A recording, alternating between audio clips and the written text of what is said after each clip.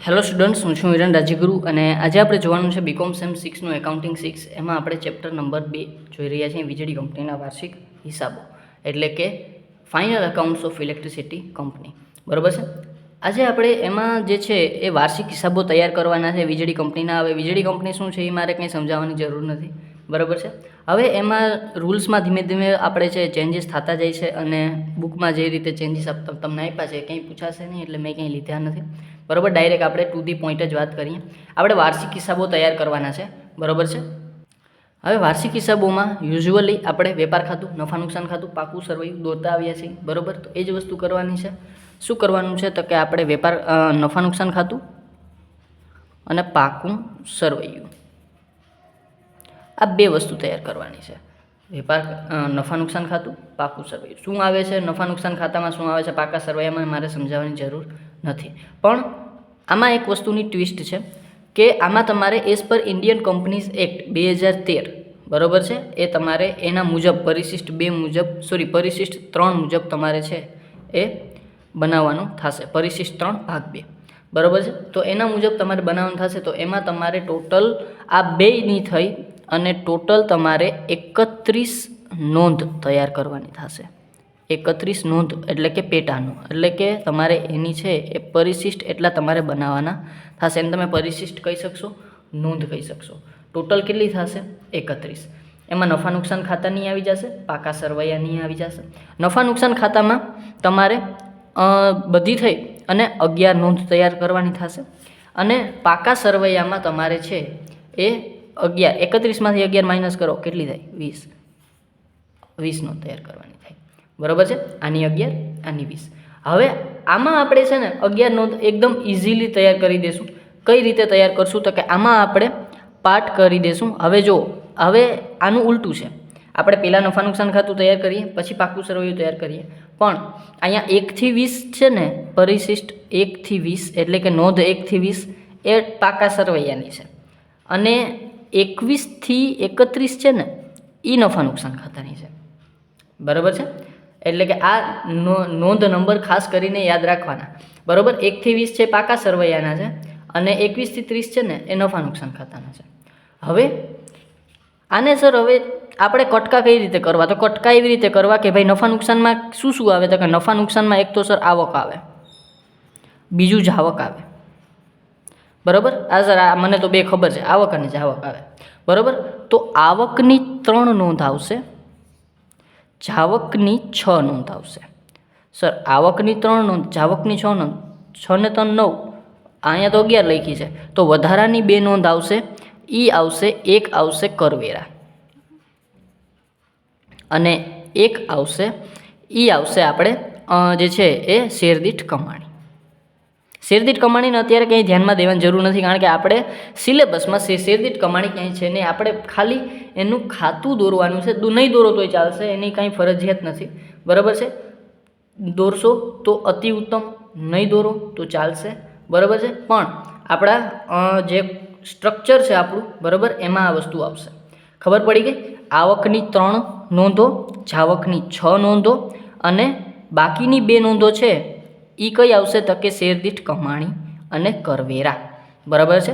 હવે તમે આને નંબર દઈ દો, 1 2 3 આને 4 5 6 7 8, 1 2 3 4 5 અને 9 સુધી અહીંયા, આ 10, આ 11. બરાબર, ચાલો આ થઈ ગયું. પણ આપણે 1 2 3 4 5 6 દેવાનું નથી. આપણે શું દેવાનું છે? 21 થી 30, 21, આ 22, આ 23, આ 24, આ 25, આ 26, 27, 28, 29, બરાબર, આ 30 અને આ 31. વાત પૂરી થઈ ગઈ. બરાબર સર, હવે તમે યાદ તો રખાવી દીધું. હવે આમાં આપણે છે એ નામ જોઈ. બરાબર છે. તો ધીમે ધીમે આવકમાં કયા કયા આવે તો કે એક તો કામગીરીમાંથી આવક. બરાબર, હવે હું તમને બધી બતાવતો જાઉં. બરાબર, હવે કામગીરી સૌપ્રથમ આપણે આવકમાં જોઈએ તો પહેલાં આવશે કામગીરીમાંથી આવકો. કામગીરીમાંથી આવકો તમને ખબર છે કે વીજળી કંપનીનું વેચાણ છે. વીજળી કંપની છે આપણી, તો વેચાણ કેનું થતું હશે? મોટા ભાગે વીજળીનું. બરાબર, એમાં કોઈ પણ રીતે તમે વીજળી વેચો, ઘરમાં વેચો, કોઈ મોટી કંપનીમાં વેચો, કોઈ રીતે કોઈ પણ રીતે તમે જે છે વેચાણ કરો. તમને હું આખું એનું આ બતાવી દઉં. બરાબર છે. ઔદ્યોગિક હેતુસર વેચાણ કરો, રહેઠાણના હેતુસર વેચાણ કરો, સામાન્ય લાઇટિંગના હેતુસર વેચાણ કરો, જાહેર દીવાબત્તીના હેતુસર વેચાણ કરો, કૃષિ સિંચાઈના હેતુસર, કે આ બધા જ વોટર વેચાણની આવક કોઈ પણ રીતે તમે વેચાણ કરો. આ સિવાય ઇલેક્ટ્રિસિટી ડ્યુટીની આવક, મીટર ભાડાની આવક, સર્વિસ લાઇન જોડાણની આવક, વીજ ગ્રાહકો તરફથી અન્ય પરચુરણ આવક, મીન્સ કે તમને ધંધાકીયમાં કોઈ પણ રીતે વીજળી વેચીને તમને આવક થાય અથવા તો વીજળીના ગ્રાહકો દ્વારા તમને કોઈ આવક થાય તો એ બધી આવકો તમારી કામગીરીની આવક. પેલું 21મું. 22મું શું છે તો કે હવે બીજું આ કામગીરીની આવક ખબર પડી ગઈ. બીજા નંબરમાં તમને આવક કેમ થાય તો કે તમને કોઈ સરકાર દ્વારા સબસિડી મળે અથવા તો તમને તમારી કોઈ પેટા કંપની છે અથવા તો કોઈ હેડ કંપની છે, કોઈ હેડ કંપની પાસેથી તમને ગ્રાન્ટ મળે. બરાબર, તો આ તમારી આવક કહેવાય. બરાબર છે, પણ એ કામગીરીની આવક નથી, એ તમને જે છે એક પ્રકારે તમને બહારથી આવક થઈ. બરાબર છે, તો સરકારી હોલ્ડિંગ કંપની દ્વારા ફાળવવામાં આવેલ ગ્રાન્ટ અથવા સબસિડી અને આવકો. બીજી નોંધ એટલે કે 22મી નોંધ, એમાં તમને ખાલી ગ્રાન્ટ કે સબસિડી આપેલી હશે તો તમારે લખવાની, બસ. એના સિવાય એમાં કંઈ જાજુ લાંબુ છે નહીં. હવે ત્રીજા નંબરમાં કઈ આવક થાય તો કે અન્ય આવક. ત્રીજા નંબરમાં કઈ આવક? અન્ય આવક, જે ધંધાની આવક નથી, કોઈ બહારથી આવક. તમે રોકાણ કર્યું, તમને રોકાણનું વ્યાજ મળ્યું, તમને આવક થઈ. બરાબર, તો એ આવક ક્યાં આવશે તો કે એ આવશે અહીંયા. પરચુરણ આવક, રોકાણો પરથી વ્યાજની આવક અથવા તો તમે ક્યાંય બીજે રોકાણ કર્યું છે, અન્ય રીતે આવક, પરચુરણ આવક, આ બધી આવકો તમારી ક્યાં છે? અન્ય આવકની નીચે આવશે. મોટા ભાગે 3-4 આવકો તો ઇનફ છે. બરાબર છે, ચાલો. આવકનું કામ થઈ ગયું સર, ટન થઈ ગયા. બરાબર છે, હવે આગળ છે જાવકમાં. જાવકમાં 6 વસ્તુ. તો જાવકમાં સૌ પહેલાં આપણે શું કરીએ તો કે સર પહેલાં તો ખરીદી જ કરવી પડે. તો પેલો આપણો જે 24મી નોંધ છે ને એ આપણી આવશે ખરીદી. શું આવશે? વેપારમાં રહેલ પાવર ખરીદી. કોઈ પણ રીતે તમે ખરીદી કરો. બરાબર છે, એટલે કે વીજ પાવરની ખરીદી, રિએક્ટિવ એનર્જી ચાર્જિસ અથવા તો વીજ લોડ ચાર્જિસ. બરાબર છે, કોઈ પણ રીતે તમે ધંધાને લગતી ખરીદી કરો તો એ ખરીદી ક્યાં આવશે? તમારા નોંધ નંબર 24માં. બરાબર છે, ખર્ચાઓમાં પહેલી નોંધ 6ઠી. બરાબર છે, ચાલો. હવે પછી આપણે આગળ વધીએ. આ 24મી નોંધ થઈ. પછી 25મી નોંધ. 25મી નોંધ આપણે શેની કરશું તો કે કર્મચારી કલ્યાણ ખર્ચા. શું થશે તો કે અહીંયા પાછળ મેં લખેલા જ છે. બરાબર, પછી આપણે જાવકોમાં આપણે છે એ કર્મચારી લાભ સંબંધી ખર્ચા. બરાબર, આ 3 આવકોનું કામ થઈ ગયું. પછી જાવકોમાં કર્મચારી લાભ સંબંધી ખર્ચા, ખરીદી, કર્મચારી લાભ સંબંધી ખર્ચા એટલે પગાર ચૂકવો છો. બરાબર છે, આ સિવાય તમે છે એ શું કરો છો તો કે ભથ્થા ચૂકવો છો. બરાબર છે, આ સિવાય તમે બીજું કોઈ બોનસ ચૂકવો છો, કર્મચારી કલ્યાણ કોઈ અન્ય ખર્ચા ચૂકવો છો, પ્રોવિડન્ટ ફંડ ચૂકવો છો. પછી અન્ય પ્રોવિડન્ટ ફંડમાં તમે ફાળા આપો છો, પણ વર્ષ દરમિયાનની જ વાત થઈ છે. બરાબર છે, તો આ બધા ખર્ચા કર્મચારીને લગતા ખર્ચા છે. તો એ બધા ક્યાં હશે? આપણા જે છે એ કર્મચારી કલ્યાણ સંબંધી ખર્ચાઓમાં. ત્રીજા નંબરમાં છે નાણાકીય ખર્ચા. બરાબર, 2 ખર્ચા થઈ ગયા, વેપારમાં પાવર ખરીદી અને કર્મચારી લાભ સંબંધી ખર્ચા. ત્રીજા નંબરમાં છે નાણાકીય ખર્ચા. તો નાણાકીય ખર્ચામાં તો કે તમે તમે છે એ લોન લ્યો છો તો લોન પર વ્યાજ ચૂકવવું પડે, ડિબેન્ચર હોય તો ડિબેન્ચર પર વ્યાજ ચૂકવવું પડે, ઇક્વિટી શેર હોલ્ડર અથવા તો પ્રેફરન્સ શેર હોલ્ડર હોય અને એને નિશ્ચિત ડિવિડન્ડ તમે ચૂકવતા હો દર વર્ષે તો એ વસ્તુ ચૂકવવી પડે. અથવા તો તમે કોઈ પણ નાણાકીય દંડ કે પેનલ્ટી તમે લોન ચૂકવવામાં કાંઈ પણ જે છે એ લેટ કરો તો એમાં તમને જે છે દંડ થાય છે. તો એ વસ્તુ તમે આમાં ચૂકવવાની થાય. બરાબર, એટલે કે ટૂંકમાં તમારે જે વ્યાજ અને વધારાના ખર્ચા ચૂકવવાના થાય ને જે લોન ઉપર અથવા તો તમે જે ઉછીની લીધેલી મૂડી છે એમાં ઉપર તમે કોઈ પણ જાતનું તમારે વ્યાજ ચૂકવવાનું થાય તો એ ચૂકવણી તમારે અહીંથી કરવાની થાય. બરાબર, આ થઈ ગયો ચોથો નોંધ નંબર 26. 27મી નોંધ શું કહે છે? 27મી નોંધ ઘસારો. 27મી નોંધ શું છે?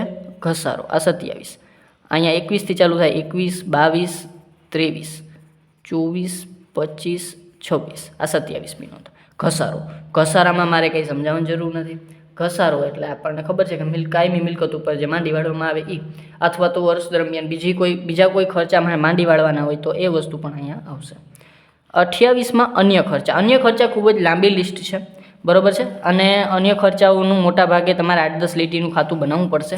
બરાબર છે, તો અન્ય ખર્ચાઓમાં આપણે છે એ હું તમને બતાવી દઉં કેટલા કેટલા ખર્ચા છે. ઘણા બધા પ્રકારના ખર્ચા છે, બરાબર છે. આખી લિસ્ટ છે.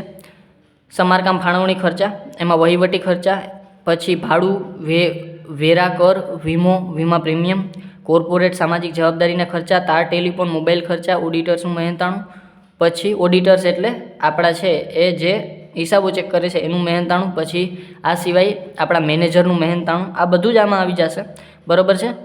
Convenience allowance, printing stationery, computer અંગેના ખર્ચા, જાહેર ખર્ચા, ઇલેક્ટ્રિસિટી ચાર્જીસ, મતલબ કે એવા બધા ખર્ચા જે અન્ય ખર્ચા હોય, બરાબર છે. એનર્જી સંરક્ષણ ખર્ચા, વ્યવસાયિક ફીસની ચૂકવણી, અન્ય પરચુરણ ખર્ચા, માંડી વાળેલ ઘાલખાદ અનામતની જોગવાઈ, માંડી વાળેલ નફા નુકસાન ખર્ચ વગેરે, બરાબર છે. આ બધી જ વસ્તુ છે એ આમાં આવશે, બરાબર છે. અન્ય ખર્ચાઓ જેમ જેમ તમે આટલા બધા ખર્ચા તો નહીં આવે, વધીને 5 થી 6 ખર્ચા આવશે, બરાબર છે, પણ આ વસ્તુ આવશે. આ છે આપણો નોંધ નંબર 28. નોંધ નંબર 29 ઉપર જાય.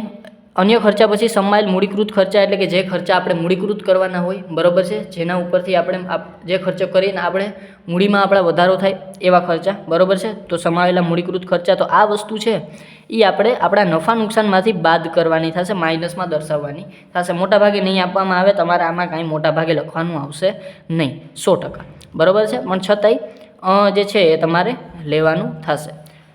પછી આ થઈ ગયું નફા નુકસાન ખાતું, બરાબર. નફા નુકસાન ખાતામાં આટલા જ પરિશિષ્ટ છે, આ સિવાય નથી, બરાબર. તમને હું પાછું એકવાર યાદ કરાવી દઉં કેટલા છે. તો કે આપણે જે છે એ કયો ફોર્મેટ છે, 3, 6, 1, 1.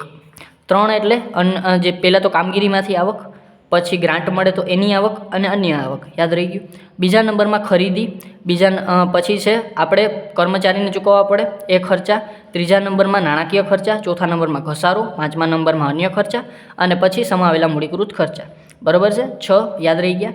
પછી અહીંયા આવશે હવે કરવેરા. વર્ષ દરમિયાન કરવેરા હોય તો એના માટે અલગ ખાતું બનાવી અને અહીં જો કરવેરાની જોગવાઈ અથવા તો કરવેરા ખર્ચા આપેલા હોય તો લખી નાખવાના, બરાબર. નોંધ નંબર 30. અને શેરદીઠ કમાણી જરૂર નથી, બરાબર છે, કારણ કે આપણે આ સિલેબસમાં નથી, પણ છતાંય શેરદીઠ કમાણી આપણે એક નોંધ તરીકે આપણે લખશું. નોંધ નંબર 31. કાંઈ લખવાનું નથી, આપણે ખાલી ડેશ જ કરવાનો છે અથવા તો નીલ લખવાનું છે, પણ દોરવાનું છે, બરાબર છે. ચાલો, આ વસ્તુ ક્લિયર થઈ ગઈ હશે, બરાબર, કે કેટલા નફા નુકસાન ખાતામાં. તો નફા નુકસાનનું ફોર્મેટ 3, 6, 1, 1નું છે, બરાબર. આવકમાં, જાવકમાં જે છે એ કરવેરા જોગવાઈ અને જે છે એ શેરદીઠ કમાણી, બરાબર. આ 4 વસ્તુ ક્લિયર થઈ ગઈ. પછી હવે આપણે નફા નુકસાન ખાતામાં કઈ કઈ નોંધ આવે, નોંધમાં શું શું ખર્ચા આવે જોઈ લીધા. હવે એ બનાવવાનું કઈ રીતે, તો સૌપ્રથમ આવકો આ જ રીતે બનાવવાનું છે, કાંઈ નથી કરવાનું, ખાલી આપણે એક પત્રક બનાવી નાખવાનું છે અને પત્રકમાં આ બધી જ નોંધ બેઠી બેઠી લખી નાખવાની છે, એટલે બની ગયું નફા નુકસાન ખાતું. ખાલી વચ્ચે 1-2 વસ્તુનું ધ્યાન રાખવાનું છે, કઈ કઈ વસ્તુનું એ જોઈ દઈ. તો પહેલાં તો લખવાનું ભારતીય કંપની ધારા 2013ની જોગવાઈ મુજબ પરિશિષ્ટ 3 ભાગ 2 મુજબ તારીખ અથવા તો કંપનીનું નામનું તારીખ જે હોય તે એને રોજનું પાકું નફા નુકસાન ખાતાનું પત્રક, નફા નુકસાન ખાતાનું પત્રક બની ગયું. હવે આપણે પાર્ટ કેટલા પાડ્યા હતા, તો કે 3, 6, 1, 1 અને 4 પાર્ટ પાડ્યા હતા, પહેલો, બીજો, ત્રીજો, ચોથો, બરાબર છે. તો 4 પાર્ટ પાડવાના. આવકો, ખર્ચાઓ અથવા તો જાવકો, પછી આપણો કર પૂર્વેનો નફો, એમાંથી કરવેરા બાદ એટલે ત્રીજો પાર્ટ, અને ચોથો પાર્ટ આપણો શેરદીઠ કમાણી, બરાબર છે. એવી જ રીતે કરવાનું છે. આવકો એમાંથી ખબર છે આપણે 3 પાર્ટ પાડ્યા હતા. આવકોમાં તો એ 3 પાર્ટ આપણે લખી નાખવાના. કામગીરીમાંથી આવકો, એમાંથી જેટલી કામગીરીમાંથી આવક થઈ હોય એનું ટોટલ કરી, બરાબર, આપણે જોઈ લેવાનું આપણા જે છે એ નોંધમાં, બરાબર, કે કેટલી આવકો આપણે મળી છે. બધી આવકો આપણે લઈ ટોટલ કરી અહીં મૂકી દેવાની. વળી સરકારી સબસિડી જો મળી હોય તો આમાંથી લખી અને આમાં લખી નાખવાની. વળી અન્ય આવકો 23 નંબર કુલ એ ખર્ચાઓ, એ બધી જ વસ્તુ આ 6 વસ્તુ અહીં લખી નાખવાની અને બાજુમાં નોંધ નંબર લખી નાખવાના, બરાબર છે. અને કુલ બી ત્રીજા નંબરમાં એમાંથી બી બાદ એટલે કે A - B મુજબ અપવાદરૂપ વિશિષ્ટ વિગતો તથા કર પૂર્વેનો નફો. હવે અપવાદરૂપ વિશિષ્ટ વિગતો મોટા ભાગે નહીં આવતી જ નથી, બરાબર, પણ લખવી પડશે, બરાબર, આપણે લખશું, બરાબર. અપવાદરૂપ વિશિષ્ટ વિગતો તથા કર પૂર્વેનો નફો, બરાબર છે. એમાંથી વિશિષ્ટ વિગતો બાદ, બરાબર, આ પાર્ટ છે, બરાબર. તમે વિશિષ્ટ વિગતો લખવાનું છે, ખાલી જે ફોર્માલિટી આપણે કહી શકીએ, બરાબર છે. ફોર્માલિટી ક્યારેક હું કરું ના કરું તમારે કરવાનું છે, બરાબર છે. ચાલો વિશિષ્ટ વિગતો માઇનસ, બરાબર, અને એમાંથી જે વાત વધશે આપણો કર પૂર્વેનો નફો, કર પૂર્વેના નફામાંથી કરવેરા 30 નંબરની આપણે જે નોંધ બનાવતા હતા એ, અને પછી જે વધશે કરવેરા બાદનો નફો, બરાબર છે, એ વસ્તુ આપણે અહીં લખી નાખશું PAT, પ્રોફિટ આફ્ટર ટેક્સ. આટલી વસ્તુ છે. પછી સર અનામત જોગવાઈને આ ફાળવણી આવી કેમ કરી તો કે એ આપણે છેલ્લે જોશું, અત્યારે નહીં, બરાબર. અત્યારે આટલું સમજી લ્યો કે આપણે છે એ આવકો ખર્ચાઓ બાદ કરી અને એમાંથી વિશિષ્ટ વિગતોવાળો માઇનસ કરી અને પછી એમાંથી કરવેરા બાદ કરી અને કર પહેલાંનો ચોખ્ખો નફો અથવા તો ખોટે આવી શકે છે, બરાબર, અને ખોટ આપણે લેવાની છે. આ આપણે પછી જોશું, બરાબર છે. જ્યારે પાકું સરવૈયું જોશું ને ત્યારે આપણને આ વસ્તુ ખબર પડશે. અને શેરદીઠ કમાણી જે નોંધ નંબર 31, ખરેખર એમાં કાંઈ લખવાનું નથી, આપણે ખાલી ડેશ જ કરવાનો છે. અને ફોર્મેટની વાત કરી લઉં તો આ તો જો કે પહેલાં કહેવાની જરૂર હતી, પણ વિગત નોંધ નંબર આ તો ચાલુ વર્ષની બાકી, ગયા વર્ષની બાકી, આપણને ખબર જ છે, આપણે SY BCOMમાં કરી લીધું છે. ચાલો આ થઈ ગઈ નફા નુકસાન ખાતાની વાત. હવે સર નફા નુકસાન ખાતાનો જે નફો આવ્યો ને એ નફો આપણો પાકા સરવૈયામાં જાય એવું આપણે શીખ્યા છે, અને એ જ વસ્તુ કરવાની છે. નફા નુકસાન ખાતામાંથી નફો ક્યાં લઈ જવાનો છે? પાકા સરવૈયામાં. હવે આપણે શીખવાનું છે મેઇન વસ્તુ પાકું સરવૈયું. મેઇન વસ્તુ તો ન કહેવાય, બરાબર છે, આપણે શીખી લીધું છે, પણ છતાંય હવે આ જે વસ્તુ આપણે જોઈને એ બધી નફા નુકસાન ખાતા માટે હતી. 20-11 નોંધ જે બનાવી આપણે, બરાબર, 3-6-1-1ની ફોર્મેટમાં એ જ વસ્તુ આપણે કરવાની છે. નફા નુકસાન ખાતું આવડી જ ગયું હશે. તો હવે આપણે પાકા સરવૈયા ઉપર જઈએ. હવે મારે નફા નુકસાન ખાતાના જે છે એ હિસાબી નોંધોનું કંઈ કામ નથી, એટલે હું છે અહીંયા થોડુંક તમને સમજાવવા માટે લખું છું. સૌ પ્રથમ હવે આપણે પાકા સરવૈયામાં 20 નોંધો બનાવવાની છે. ઓહો 20 નોંધો, બરાબર છે. તો 20 નોંધોમાં આપણને ખબર છે કે આપણા 2 પ્રકાર પડે છે ટૂંકમાં, બરાબર છે.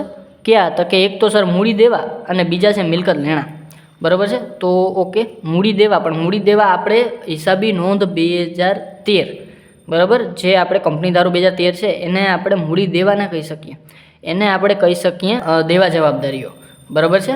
તો અહીંયા આપણે લખશું દેવા જવાબદારીઓ. અને ઇક્વિટી દેવા જવાબદારીઓ, ચાલો આપણે થોડાક વ્યવસ્થિત લખીએ. ઇક્વિટી દેવા જવાબદારી, બરાબર છે. અને અહીંયા આપણે બીજા ભાગમાં મિલકતો, બરાબર, આ 2 ભાગ પડે છે. હવે ઇક્વિટી જવાબદારીઓ મારે ટોટલ 20 બનાવવા છે. ઇક્વિટી દેવા જવાબદારી, મિલકતો. હવે આમાં હું છે ને શું કરીશ તો કે હું આમાં 4-3-4નું ફોર્મેટ બનાવીશ. 4-3-4નું ફોર્મેટ ઇક્વિટી દેવા જવાબદારી. અને અહીંયા હું બનાવીશ ને હું બનાવીશ 4-5નું ફોર્મેટ. હવે આ 4-3-4 અને 4-5 આ 2 ફોર્મેટ બનશે. કેવી રીતે બનશે તો કે આપણને ખબર છે કે ઇક્વિટી દેવા જવાબદારીમાં 3 વસ્તુ આવે. કઈ આવે તો કે પહેલાં તો શેર હોલ્ડરના ભંડોળો, હા, શેર હોલ્ડરોના ભંડોળ. બીજા નંબરમાં આવશે આપણા કાયમી દેવા. કાયમી દેવા કરતાં હું એને નામ આપું બિનચાલુ દેવા, તો બિનચાલુ દેવા. અને ત્રીજા નંબરમાં બિનચાલુ દેવા આવી ગયા તો વધ્યું શું? ચાલુ દેવા. બસ આ 3 જ વસ્તુ ધ્યાનમાં દેવાની છે. શેર હોલ્ડરના ભંડોળો, બિનચાલુ દેવા, ચાલુ દેવા. તો બની તો ગયો. હવે તો શું થયું તો કે આપણું મૂડી દેવાનું બાજુ બની ગઈ. તો શેર હોલ્ડરના ભંડોળમાં કઈ વસ્તુ તો કે 4 વસ્તુ દેવાની છે. તો કઈ પહેલાં તો સર અમને યાદ છે એટલું તો જ્યાં સુધી શેર મૂડી, તો પહેલાં તો શેર મૂડી, ઇક્વિટી શેર, પ્રેફરન્સ શેર, બરાબર, જે હોય તે. બીજા નંબરમાં અમે દેશું શેર મૂડી, અનામત વધારો, એ મને યાદ છે, અનામત વધારો. તો આ અનામત વધારો બની ગયો, એટલે 2 નોંધ બની ગઈ મારી. ત્રીજા નંબરમાં હવે આપણે જરાક બુકમાં જોવું પડશે, બરાબર છે. તો બુકમાં શું જોશું આપણે તો કે હવે જો શેર મૂડી આવી ગઈ, અનામત વધારો આવી ગયો. હવે આપણે શેર મૂડી બહાર પાડી અને આપણને કાંઈ મળવાની બાકી રહી, બરાબર છે, અરજી વખતે, બરાબર, અથવા તો આપણે કોઈ પણ ચૂકવણું કરવાનું બાકી રહ્યું બહારથી, બરાબર છે. તો શેર અરજી વખતેના અથવા તો વહેંચણીના બાકી નાણાં, અરજી અથવા તો શેર અરજી અંગેના કે વહેંચણીના બાકી નાણાં, આ એક વસ્તુ યાદ રાખવાની છે. શેર મૂડી, અનામત વધારો, શેર બહાર પાડ્યા હોય અને આપણે અરજી વખતે નાણાં મંગાવવાના બાકી હોય તો એ મળવાના બાકી નાણાં. ચોથા નંબરમાં ચોથી આપણે નફા નુકસાન ખાતામાં બીજી નોંધ કઈ હતી તો કે સબસિડીવાળી. તો એ જ વસ્તુ અહીંયા બરાબર છે. સરકાર દ્વારા મળેલ સબસિડી અથવા તો ગ્રાન્ટ. બરાબર છે. આ હું લખીને શું કામ કરાવું છું? કારણ કે તમને યાદ રહે. બરાબર. શેર હોલ્ડરના ભંડોળોમાં કઈ કઈ વસ્તુ તો કે શેર મૂડી અનામત વધારો યાદ જ છે. ત્રીજા નંબરમાં શેર અરજી અંગેના કે વેચણીના બાકી નાણાં હોય તો અને સરકાર દ્વારા કોઈ સબસિડી મળેલી હોય અથવા તો કોઈ ગ્રાન્ટ મળેલી હોય તો એ વસ્તુ. બરાબર છે. ચાલો પછી બિનચાલુ દેવા ઉપર આવેલા જઈએ આપણે. બરાબર.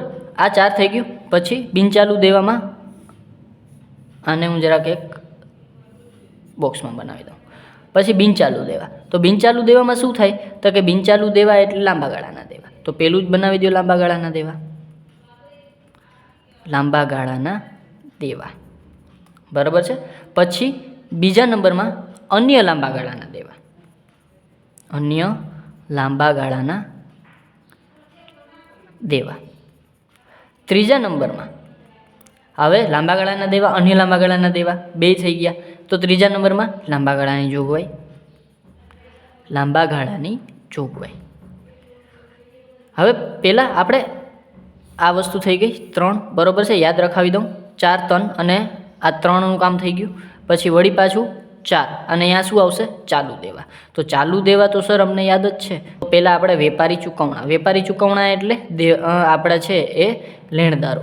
વેપારી ચૂકવણાઓ પેલું. બરાબર. ચાલુ દેવામાં શું શું આવે તો કે પહેલાં વેપારી ચૂકવણા.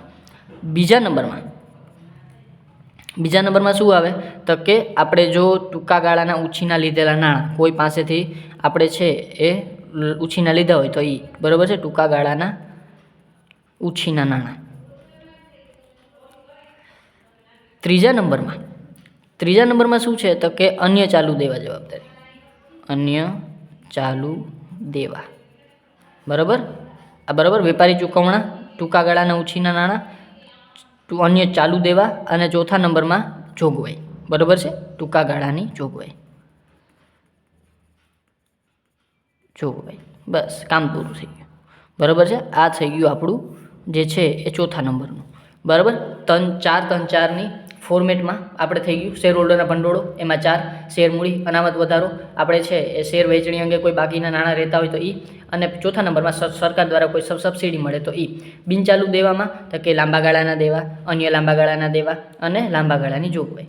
ત્રીજા નંબરમાં ચાલુ દેવા. ચાલુ દેવામાં તો કે 4 વસ્તુ આવશે. વેપારી ચૂકવણા, ટૂંકા ગાળાના ઉછીના નાણાં, અન્ય ચાલુ દેવા અને ટૂંકા ગાળાની જોગવાઈ. સર હવે આ બધા લઈ તો લીધા પણ આમાં આવે શું? તો આવે શું તો કે એના માટે આપણે જોવું પડે. શેર હોલ્ડરના ભંડોળોમાં સૌપ્રથમ શેર મૂડીમાં શું આવે તો કે એ તો સર અમને ખબર છે કે સત્તાવાર થાપણ હોય, ઇક્વિટી શેર, પ્રેફરન્સ શેર હોય. બરાબર. આ સિવાય એમાં કોઈ વધારો થતો હોય તો એ હોય અને એમાં કોઈ બાકી મળવાની હોય તો એ હોય. બરાબર છે. તો એ બધી વસ્તુ અહીંયા. બીજા નંબરમાં અનામત વધારો. અનામત વધારામાં શું હોય તો કે આપણી બધી જ પ્રકારની અનામતો. એમાં મોટાભાગે જામીનગીરી પ્રીમિયમ આવી જશે, કન્ટીજન્સી અનામત આવી જશે. કન્ટીજન્સી અનામત આપણા માટે નવું છે, નામ યાદ રાખજો. સમારકામ, મરામત ખર્ચ. બરાબર છે. મરામત અનામત હશે. બરાબર છે.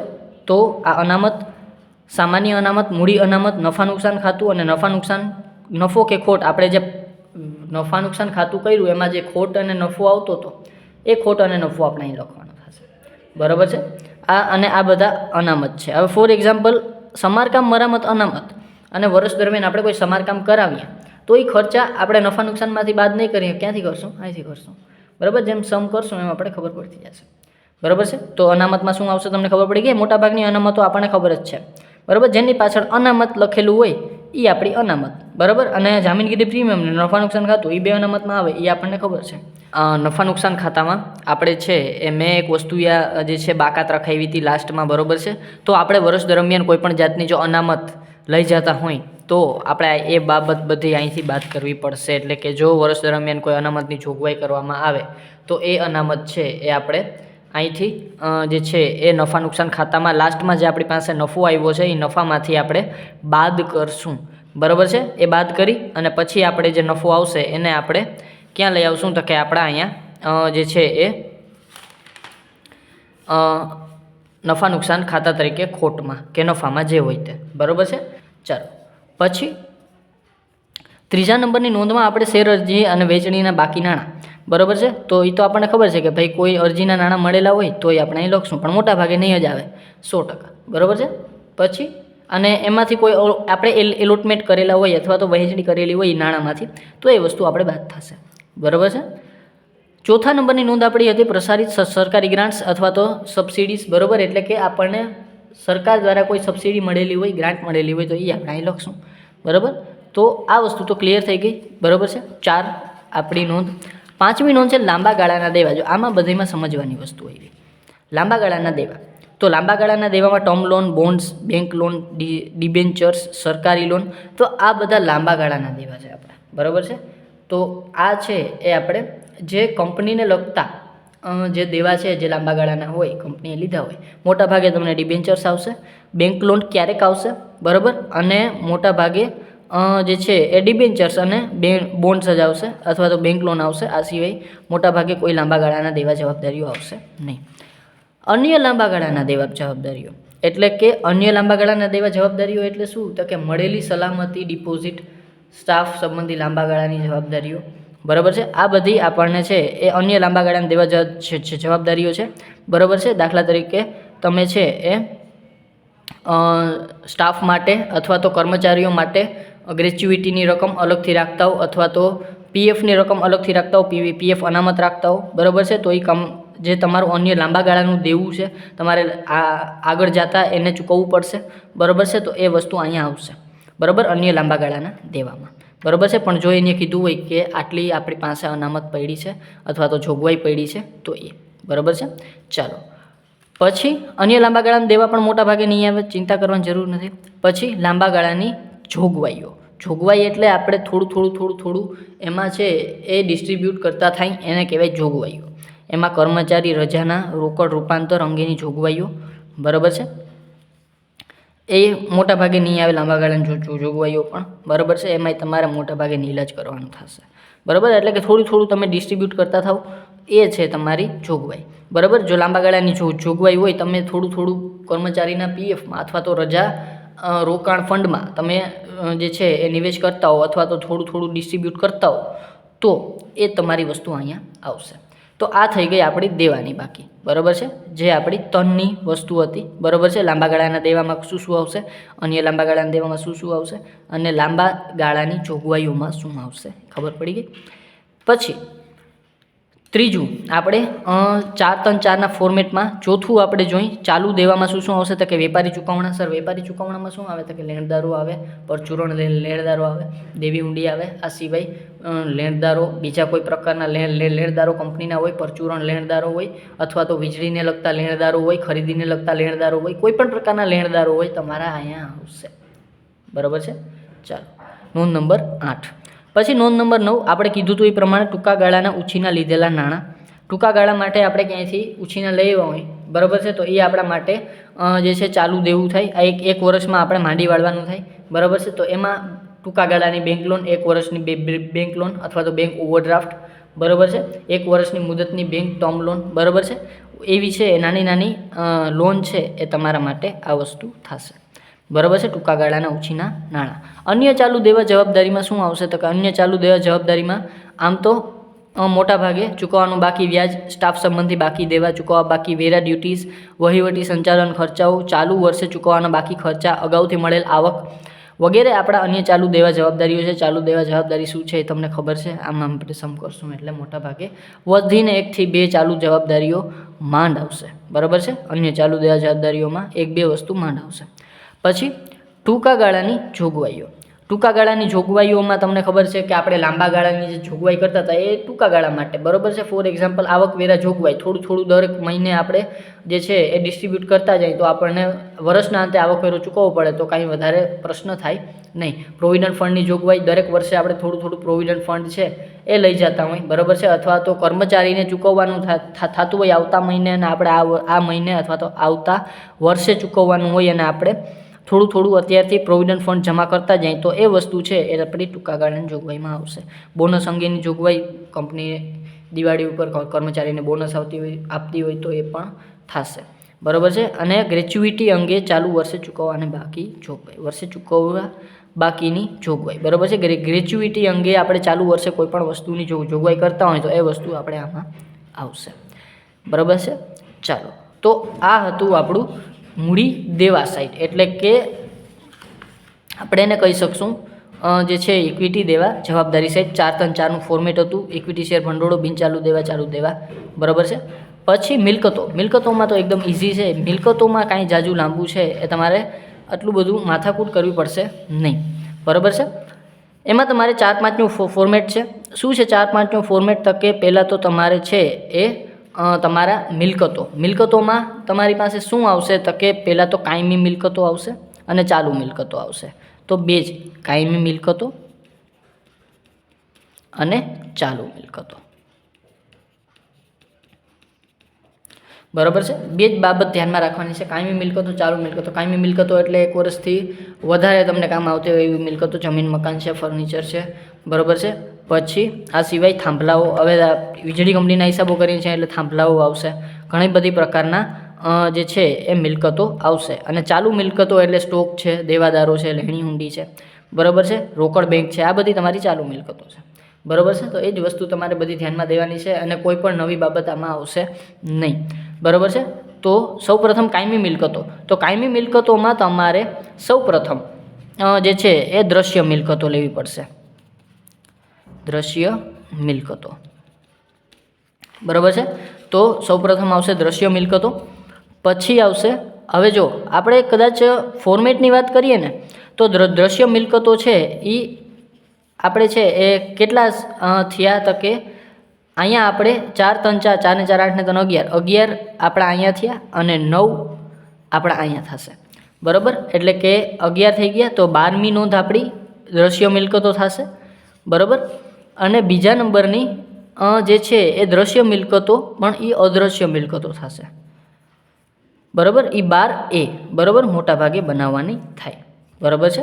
ચાલો, પછી આમ તો અદ્રશ્ય મિલકતો બહુ આવતી નથી પણ છતાંય બરાબર છે અદ્રશ્ય મિલકતો. પછી ત્રીજા નંબરમાં આપણે છે એ ચાલુ કામ ખાતાની બાકી. આમ તમને જે છે એ વધારે પ્રશ્ન થતા હશે એટલે આપણે છે એ અહીંયા લાવીએ. બરાબર. કાયમી મિલકતોમાં આપણે ફોર્મેટ કેટલા છે? તો કે ફોર્મેટ છે 4-5નું. કાયમી મિલકતોમાં આપણે 4 વસ્તુ લેવાની છે. ચાલુ મિલકતોમાં આપણે 5 વસ્તુ લેવાની છે. કાયમી મિલકતોમાં કઈ કઈ વસ્તુ છે? દ્રશ્ય મિલકતો, એમાં એક એ પાર્ટ પડશે અદ્રશ્ય મિલકતોનો. મૂડી ચાલુ કામ ખાતાની બાકી આવશે. મૂડી ચાલુ કામ ખાતું એટલે સર, તો મૂડી ચાલુ કામ ખાતું એટલે દાખલા તરીકે વર્ષ પૂરું થઈ ગયું પણ કંપનીના 5 થાંભલા બને છે. બરાબર છે. તો એ વર્ક ઇન પ્રોગ્રેસ છે, એટલે કે કંપનીની મિલકત તો છે પણ હજી એમાં કામ ચાલુ છે. બરાબર છે. તો એ વસ્તુ ચાલુ કામ ખાતાની બાકીમાં આવશે. મોટા ભાગે કાંઈ નહીં આવે. બરાબર છે. પણ આપણે ખબર હોવી જોઈએ કે ચાલુ કામ ખાતું શું છે. પછી વિકાસ હેઠળની અદ્રશ્ય મિલકતો.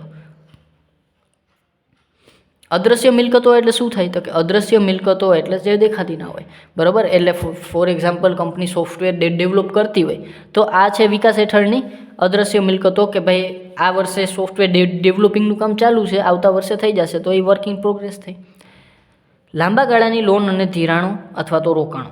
બરાબર. એ આપણી કાયમી મિલકતો, ત્રીજા નંબરની નોંધ. અને ચોથા નંબરની અન્ય બિનચાલુ મિલકતો. બરાબર છે.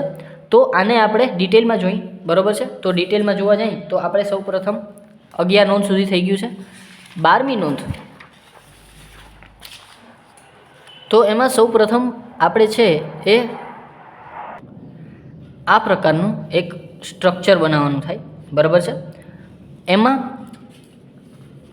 આપણે નોંધ નંબર 12 દ્રશ્ય કાયમી મિલકતો, કોલમ 6 નફા નુકસાન ખાતું, કોલમ 10 પાકા સરવૈયાની બાકી. હવે એમાં આપણે પેલા મિલકતનું નામ, ગ્રોસ બ્લોક, ઘસારો અને નેટ બ્લોક, આ વસ્તુ કરવાની થાય. બરાબર. આ વસ્તુ એટલે આના કરતાં એક અલગ ખાતું પણ છે. બરાબર છે. જેમાં તમે માત્ર શરૂઆતની અને આખરની બાકી બતાવો, વર્ષ દરમિયાનનો વધારો ઘટાડો બતાવો અને વર્ષ દરમિયાનનો ઘસારો બતાવો એટલે વાત પૂરી થઈ જાય. બરાબર છે. એમાં તમારે આટલી બધી વસ્તુ કરવાની જરૂર નથી, પણ આ વસ્તુ કરશો તો તમને વધારે માર્ક્સ છે એ તમને આમાં કવર થશે અને તમને વધારે સમજાશે. બરાબર છે. કાંઈ નથી, થોડુંક તમારે દોરવું પડશે એ જ છે. બરાબર છે. ચાલો, સૌપ્રથમ છે મિલકતનું નામ. ગ્રોસ બ્લોકમાં તમારે 4 ખાતા બનાવવા થશે. આમાં તમારે 4 બીજા બનાવવાના થશે, બરાબર છે, સોરી 5 બનાવવાના થશે અને અહીંયા આવશે 2 આવશે, બરાબર છે. ગ્રોસ બ્લોક, ઘસારો અને નેટ બ્લોક. સૌપ્રથમ ગ્રોસ બ્લોકમાં તમારે શરૂઆતની બાકી, વર્ષ દરમિયાન વધારો કે ઘટાડો થયો હોય તો એ 2 વસ્તુ, આખરની બાકી. ઘસારામાં તમારે શરૂઆતની બાકી, જો શરૂઆતની બાકી એટલે ઘસારો તો આપણે લીધો તો હોય, કાપ્યો તો હોય, પણ એને માંડી વાળવાનો બાકી હોય તો જે છે એ આપણને શરૂઆતની બાકી આપેલી હોય, બરાબર છે. એટલે કે ગયા વર્ષોની બાકી છે એ આપણને આપેલી હોય તો એ આ વસ્તુ અહીંયા આવશે, મોટાભાગે આપેલી જ હશે, બરાબર છે. વર્ષ દરમિયાનનો વધારો ઘટાડો એટલે કે ઘસારો. હવે એમ કે ચાલુ વર્ષે 5% ઘસારો માંડી વાળો તો તમારે એ ઘસારો અહીં માંડી વાળવો પડે. હવાલામાં ફેરફાર, તો જો કંઈ હવાલામાં ફેરફાર હોય એટલે કે આપણે જો ઘસારામાં ફેરફાર હોય તો એ વસ્તુ અહીંયા આવશે, પણ એ મોટાભાગે અહીંયા કાંઈ આવશે નહીં. કપાત અથવા તો પરત માંડી વાળેલ ઘસારો, બરાબર, એટલે કે ઘસારો કપાત અથવા તો પરતમાં માંડી વાળવાનો હોય તો એ પણ આમાં કંઈ આવશે નહીં. અને પછી આમાં મોટાભાગે આખરની બાકી, એટલે કે ઘસારો શરૂઆતની બાકી પ્લસ વર્ષ દરમિયાનની બાકી અને આખરની બાકી આપણી 9 નંબરમાં અહીંયા આવશે, બરાબર છે. પછી બીજા નંબરમાં તમારે અહીંયા લખવાની છે આખરની બાકી મિલકતની, અને આખરની બાકીમાંથી તમારે છે એ અહીંયા 9 નંબરની બાકી માંડી વાળવાની, એટલે તમને આખરની બાકી મળી જશે મિલકતની. એટલે કે ટૂંકમાં ઘસારો માંડી વાળવાનો છે મિલકતોની બાકીમાંથી, બરાબર છે. જે આપણે દરેક વખતે કરીએ છીએ એ જ વસ્તુ કરવાની છે, પણ આમાં થોડુંક બતાવવાનું અલગથી છે, બરાબર. અને ઘસારો આવશે તમારે એ તમારે નફા નુકસાન ખાતે બતાવી દેવાનું, અને જે આખરની બાકી આવે એ પાકા સરવાયામાં બતાવી દેવાની, બરાબર છે. એ જ વસ્તુ છે, કાંઈ નથી. અને કઈ કઈ પ્રકારના મિલકતો આવશે તો કે જમીન મકાન આવશે, ઓફિસ આવશે, હાઇડ્રો પ્લાન્ટ્સ આવશે, મેઇન્સ આવશે, ટ્રાન્સફોર્મર્સ આવશે, વાહનો આવશે, સાધન સામગ્રી આવશે ને નેટવર્ક્સ આવશે.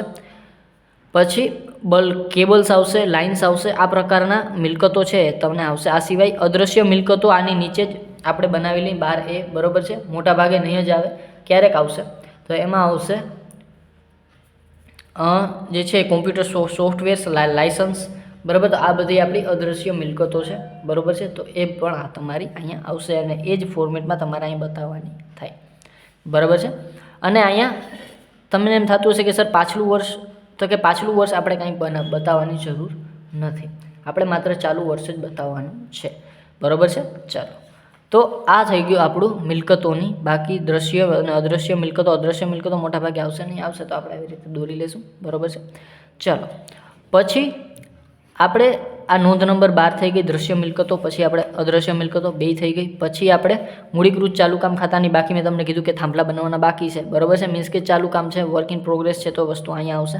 આ સિવાય જે છે એ આપણે શું છે તો કે વિકાસ હેઠળની અદૃશ્ય મિલકતો, એટલે કે સોફ્ટવેર ડેવલપમેન્ટ ચાલુ છે પણ આપણે આમાં લખેલા નથી, બરાબર. તો એનું મેં કંઈ બનાવ્યું નથી, બરાબર. મોટાભાગે સોફ્ટવેર ડેવલપમેન્ટ એટલે કે વિકાસ હેઠળની અદૃશ્ય મિલકતો આપતા નથી, બરાબર છે. એટલે કે માત્ર આપણે જે છે ધ્યાનમાં રાખવાનું, જો હોય તો તમારે નોંધ 13 મુજબ તમારે લખી નાખવાનું, 13A મુજબ, બરાબર છે. પછી લાંબા ગાળાની લોન, ધિરાણો અથવા તો તમે રોકાણો કહી શકો. હવે ઘણા બધા સ્ટુડન્ટ એમ સમજી લઈએ કે લાંબા ગાળાની લોન, ધિરાણો આપણે લેતા જ હોય, તો લેતા નહીં, આપણે ઘણીવાર આપતા હોય, બરાબર છે. તો આપેલી લોન, ધિરાણ અથવા તો રોકાણ, બરાબર છે. તો લોન ધિરાણ આપણે આપેલી છે, બિનચાલુ રોકાણ આપણે કરેલું છે, સ્ટાફને લોન ધિરાણ આપેલી છે, સરકારી રોકાણો, કોઈ પણ જાતનું રોકાણ આપણે કરેલું હોય એ વસ્તુ અહીંયા આવશે નોંધ નંબર 14માં, બરાબર છે. પછી અન્ય બિનચાલુ મિલકતો એટલે કાયમી વીજ જોડાણ અંગેની બાકી લેણા, કાલખાદ શકમંદ લેણા અંગેના બાકી લેણા અને સ્ટાફ પાસેથી લોનના બાકી લેણા, બરાબર છે. તો આ બધી આપણી અન્ય બિનચાલુ મિલકતો આવશે, પણ મોટાભાગે આમાંથી કાંઈ આવશે નહીં. ઇન્વેન્ટરીઝ, માલ સામગ્રી, સ્ટોક. ચાલો, તો આ અન્ય બિનચાલુ મિલકતો સુધીનું કામ થઈ ગયું, બરાબર છે. કાયમી મિલકતોમાં 4 પાર્ટ પડશે. દ્રશ્ય મૂડી કામની ચાલુ ખાતાની બાકી, લાંબા ગાળાની લોન, ધિરાણો, રોકાણો અને અન્ય બિનચાલુ મિલકતો. આ 4 વસ્તુ છે. પછી ચાલુ મિલકતોમાં સૌપ્રથમ ઇન્વેન્ટરી, સ્ટોક, વેપારી લેણા એટલે કે દેવાદારો, રોકડ બેંક સમાન બાકીઓ, રોકડ બેંક, ટૂંકા ગાળાની લોન, ધિરાણો એટલે કે ટૂંકા ગાળાની જે લોન કે ધિરાણ છે એ, અને અન્ય ચાલુ મિલકતો, બરાબર છે. તો આટલી વસ્તુ 5 વસ્તુ આવશે. તો કે આ તો એકદમ ઇઝી થઈ ગયું. શું તો કે એક તો ભાઈ આપણી સ્ટોક, દેવાદારો, રોકડ બેંક, પછી ટૂંકા ગાળાની લોન કે ધિરાણ અને અન્ય ચાલુ મિલકતો. થઈ ગયું 5 બરાબર. હવે એમાં શું શું આવશે તો કે ઇન્વેન્ટરીઝ એટલે કે માલ સામગ્રી સ્ટોકમાં માલ સામગ્રી સ્ટોક, સ્ટોર્સ, સ્પેર પાર્ટ્સ, ભંગાર સહિતની અન્ય માલ સામાન. બરાબર. મોટા ભાગે સ્પેર પાર્ટ્સ, સ્ટોર્સ કે માલ સામગ્રી સ્ટોક તમને વધારે પડતા કહેશે. બરાબર છે. ચાલો પછી વેપારી લેણા એટલે કે દેવાદારોમાં પરચુરણ દેવાદારો, વેપારી દેવાદારો વેપારી મળવાપાત્ર રકમો, ગ્રાહકો પાસેથી મળવાપાત્ર રકમો અથવા તો દેવાદારો, લેણી હુંડીઓ. બરાબર. તો આ બધી વસ્તુ આમાં આવશે. બરાબર છે. ચાલો એ થઈ ગઈ નોંધ નંબર 17. પછી આગળ છે આપણે અહીંયા વધીએ. છેલ્લે છે રોકડ બેંક સમાન બાકીઓ એટલે હાથ પર રોકડ, બેંકમાં રોકડ અથવા તો ડ્રાફ્ટ. બરાબર છે. એટલે કે બેંકમાં ભરવાપાત્ર કોઈ ચેક કે ડ્રાફ્ટ હોય તો 3 થી 12 માસની બેંક ડિપોઝિટ હોય, માર્ગસ્થ રોકડ હોય તો આ બધી જ આપણા સ્ટોકમાં આવી જાય. એટલે કે રોકડ બેંકમાં આવી જાય. તો આ બધી જ બાકીઓ મોટા ભાગે હાથ પર રોકડ અથવા તો બેંકમાં રોકડ તમને આપેલી હશે. એ વસ્તુ આવશે આપણે નોંધ નંબર 18માં. નોંધ નંબર 19 છે ટૂંકા ગાળાની લોન અને ધિરાણો. તો ટૂંકા ગાળાની લોન આપણે કોઈને આપીએ. બરાબર છે. તો સપ્લાયર્સને ધિરાણ આપીએ, કોન્ટ્રાક્ટરને ધિરાણ આપ્યો, સ્ટાફને લોન આપી, એ તમને કહી દેશે ટૂંકા ગાળાની હશે તો, મોટા ભાગે નહીં હોય. બરાબર છે. અને અન્ય ચાલુ મિલકતોમાં મળવાની બાકી આવકો, અગાઉથી ચૂકવેલ ખર્ચાઓ, સ્ટેમ્પનો સ્ટોક અને સ્ટેશનરીનો સ્ટોક. આ સિવાય અન્ય ચાલુ મિલકતો બીજી કોઈ હોય તો આપણે જોઈ લઈશું. બરાબર છે. તો મોટા ભાગે આટલી જ મિલકતો છે એ આવતી હોય છે. બરાબર છે. તો આ થઈ ગયું આપણું પાકું સરવૈયું. બરાબર છે. પાકા સરવૈયામાં 20 નોંધ હતી, 20 નોંધ થઈ ગઈ. બરાબર છે. હવે આ થઈ ગયું. હવે અને પાકું સરવૈયું હવે આપણે જરાક એનું ફોર્મેટ જોઈ લઈએ. બરાબર છે. પાકું સરવૈયું આપણે જેવી રીતે બનાવતા હતા એવી જ રીતે બનાવવાનું છે. બરાબર છે. વિગત નોંધ નંબર ચાલુ વર્ષની બાકી, ગયા વર્ષની બાકી. ગયા વર્ષની બાકીમાં કાંઈ લખવાનું નથી, આપણે ખાલી શોભાના ગાંઠિયા છે. ચાલુ વર્ષની બાકી આપણે લખવાની છે. હવે જે રીતે આપણે એનું ફોર્મેટ બનાવ્યું છે ને એ જ રીતે આપણે એને લખવાનું છે. ઇક્વિટી શેર હોલ્ડરના ભંડોળો, તો ઇક્વિટી શેર હોલ્ડરના ભંડોળો એમાં જેટલી બાબતો આપણે જે છે એ બનાવી 4-3-4ની એ જ વસ્તુ એમાં લખવાની છે. બરાબર છે. તો 4-3-4માં શેર મૂડી, અનામત વધારો, શેર અરજી અંગેની, વહેંચણી અંગેના નાણાં અને પ્રસારિત સરકારી ગ્રાન્ટ, સબસિડી અને ફાળો. આ 4 વસ્તુ 1 થી 4 નોંધ. બરાબર છે. એમાં કુલ એ લખી નાખવાનું. બિનચાલુ દેવા જવાબદારીઓ એમાં આપણે 4-3-4નો ફોર્મેટમાં 3ની એમાં લાંબા ગાળાના ઉછીના નાણાં, પછી અન્ય લાંબા ગાળાના દેવા, લાંબા ગાળાની જોગવાઈ. બરાબર છે. તો એ 3 વસ્તુ. હવે ડિફર્ડ ટેક્સ લાયબિલિટી એક આ વસ્તુ તમારે 7 એમાં લેવાની છે. ડિફર્ડ ટેક્સ લાયબિલિટી તમને આપેલી હશે, જો ના આપેલી હોય તો લખવાની જરૂર નથી. બરાબર છે. એનું કોઈ નોંધ બનાવવાની જરૂર નથી, પણ ડિફર્ડ ટેક્સ લાયબિલિટી હોય તો અહીં લખી નાખવાની. પછી કુલ બી લખી નાખવાનું. બરાબર. અને ડિફર્ડ ટેક્સ એસેટ પણ હશે. બરાબર. અને એસેટ અને લાયબિલિટીને તમારે કમ્પેર કરીને નાખવાની. જો લાયબિલિટી વધારે હોય તો આ લાયબિલિટીમાં લખવાનું, એસેટ વધારે હોય તો માઇનસ કરીને એસેટમાં લખી નાખવાનું. બરાબર છે. ચાલુ દેવા જવાબદારીઓ એમાં તમારે વેપારી ચૂકવણાઓ, ટૂંકા ગાળાના લીધેલ નાણાં, અન્ય ચાલુ દેવા જવાબદારીઓ અને ટૂંકા ગાળાની જોગવાઈઓ, જે 4 વસ્તુ આપણે 3-4-3ની ફોર્મેટમાં જોઈતી.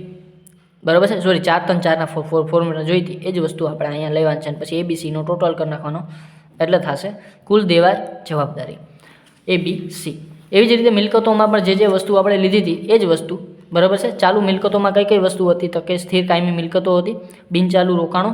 બરાબર છે. એમાં દ્રશ્ય મિલકતો, અદ્રશ્ય મિલકતો, મૂડી, ચાલુ કામ ખાતાની બાકી 13 અને 13 એ આપણે વિકાસ હેઠળની અદ્રશ્ય મિલકતો મેં જોઈ હતી. જો હોય તો લખો, ના હોય તો નહીં લખો તો ચાલશે. બરાબર છે. 12A 13A ફરજિયાત નથી.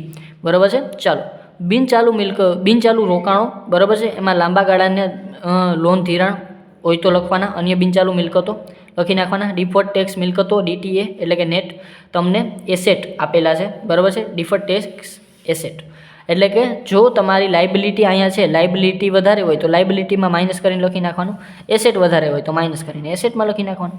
કોઈ પણ વસ્તુ આપી શકે અને કાંઈ ના આપ્યું હોય તો કાંઈ કરવાની જરૂર નથી, કાંઈ લખવાની જરૂર નથી. એટલે એ આવી જશે 15A. કુલ X તમારી પાસે આવી જશે કુલ જે છે એ બિનચાલુ મિલકતોમાં અહીંયા, અને ચાલુ મિલકતોમાં માલ સામગ્રી, ઇન્વેન્ટરી, સ્ટોક એ આપણે જોઈ લીધું. વેપારી લેણા, રોકડ બેંક સમાન બાકી, ટૂંકા ગાળાની લોન ધિરાણ, અન્ય ચાલુ મિલકતો. આ 5 વસ્તુ આપણે અહીંયા લખી નાખવાની અને કુલ મિલકતો આપણી આવી જશે. એટલે કે કુલ દેવા, કુલ મિલકતો બે સરભર થઈ જાય, વાત પૂરી. બરાબર છે. ચાલો એક વખત બહુ મોટો વિડીયો થઈ ગયો છે, એક વખત રિપીટ કરી નાખીએ. બરાબર છે.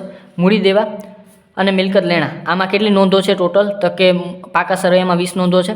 બરાબર છે. મૂડી દેવામાં જે છે એ કેટલી નોંધો છે તો કે આપણે ફોર્મેટ બનાવ્યો હતો 4-3-4નો, બરાબર છે. તો એ ફોર્મેટ યાદ રાખી લેવાનો છે.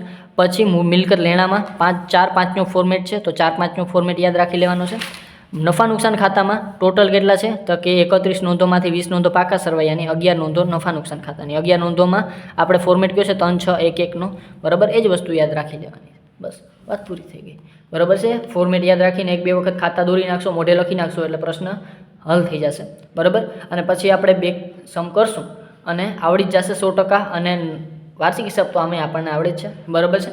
જો વિડીયો ગમ્યો હોય, મેઇન તો આપણે આ જ વસ્તુ હતી કે કેટલા ખાતા દોરવા, કેટલી નોંધ કરવી અને કઈ રીતે યાદ રાખવી. જો વિડીયો ગમ્યો હોય તો લાઇક કરજો, શેર કરજો તમારા ફ્રેન્ડ સાથે, સબસ્ક્રાઇબ ચેનલને જરૂરથી કરી નાખો જેથી કરીને આવતા વિડીયોઝ તમને સરળતાથી મળી રહે. Thank you.